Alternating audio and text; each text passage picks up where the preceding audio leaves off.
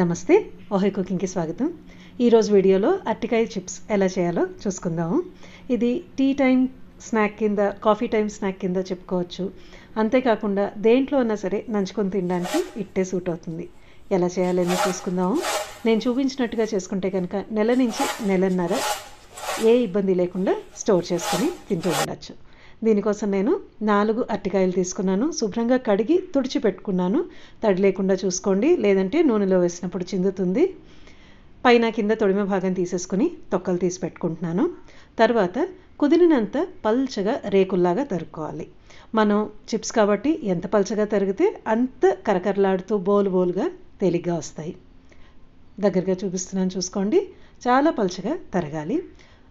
కుదిరినంత మీరు దూరంగా పెట్టుకోండి. వీటిని ఒకటే చోట ముద్దలాగా వేరే కూరగాయలు తరిగినప్పుడు పెట్టేసుకుంటూ ఉంటాం కదా, అలాగా కాకుండా కొంచెం సపరేట్గా పెట్టుకోండి. లేదంటే చిప్స్ కాదు, మనకి కూర రెడీ అయిపోతుంది.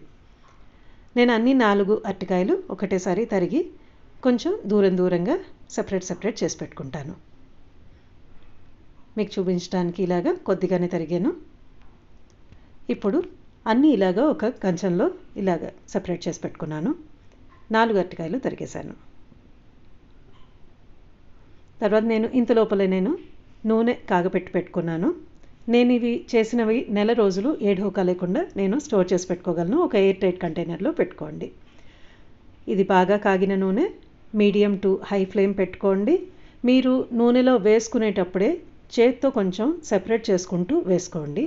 అప్పుడు మనకి అవి అంటుకుపోవు. పచ్చి ఉంటే గనక తొందరగా మెత్తగా అయిపోతాయి, బూజు కూడా పట్టే అవకాశం ఉంటుంది. మూత పెట్టేసుకుని గట్టిగా అలాగా పెడితే పాడైపోతాయి. బాండ్లీలో మరీ నింపేయొద్దు, కొంచెం జాగా ఉండేట్టు పెట్టుకుంటే మనకి తర్వాత అవి వేగేటప్పుడు సునాయాసంగా వేగుతాయి.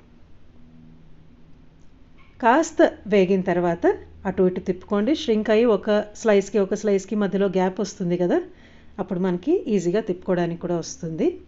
ఇవి బాగా బంగారు వర్ణం వచ్చేదాకా వదిలేసేయండి. ఈ స్టేజ్లో ఇంకా బయటికి తీసుకుని ఒక పాత్రలో వేసుకోండి. టిష్యూ పేపర్ వాడద్దు. టిష్యూ పేపర్ వాడితే అది ఎక్సెస్ నూనెని పీల్చేస్తుంది కాబట్టి మనం తర్వాత పొడులు ఏమన్నా వేసుకుంటే అవి డ్రైగా అయిపోయి వీటికి అంటుకోవు, కోటింగ్ అనేది ఫామ్ అవ్వదు, మొత్తం రాలిపోతూ ఉంటుంది. ఆ జిడ్డు అనేది మనకి కావాలి. నేను ఇలాగే మిగతావన్నీ కూడా అన్నీ చేసి పెట్టేసుకుంటాను. నేను నూనెలో వేసుకునేటప్పుడే కాస్త సపరేట్గా వేసుకుంటున్నాను. చాలా సులభంగా చేసేసుకోవచ్చు. పిల్లలకైతే ఇట్టే తినేస్తారు. అన్నీ వేయించి పెట్టుకున్నాను. ఇప్పుడు ఒక చిన్న స్పూన్తో 1/4 స్పూన్ అంత ఉప్పు, 1 స్పూన్ చిన్న స్పూన్తో కారం, మీరు కారం ఎక్కువ తక్కువ మీ ఇష్ట ప్రకారం వేసుకోవచ్చు.